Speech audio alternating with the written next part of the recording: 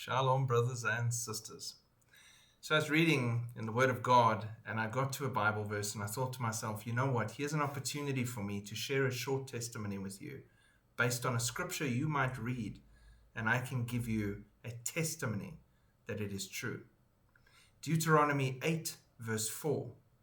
Your garments did not wear out on you, nor did your foot swell these 40 years.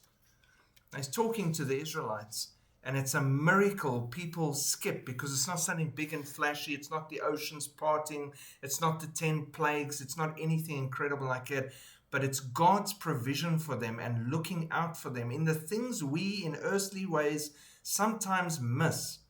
The fact that their garments did not wear out, their feet as they walked and moved did not swell for 40 years, that they took it maybe for granted, that it was just how things were, but it was an ongoing miracle.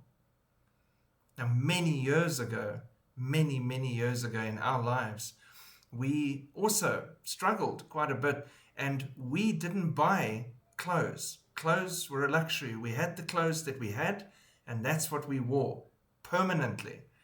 And we didn't think about it. And those clothes weren't designer A-grade clothes and shoes and things from the best stores. They were cheapies that we bought at some time in our lives to wear. And we wore those clothes for years. Many years, probably close to 10 years. And then we realized that in that whole time, they had never worn out. They had never fallen apart. They'd never gotten holes in them. They'd never become used to the point of thinness where they weren't worth wearing anymore. Because in that time, we needed God to look after us without even voicing it, without even realizing how His hand was upon us as a family.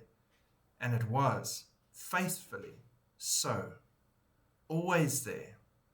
And He kept those clothes from wearing out. Those miracles still happen, but many times we miss them because you're looking for the loud, big, flashy things, and God is moving in small, important ways in your life, in things that you desperately need and don't even realize. He is always working. Shalom.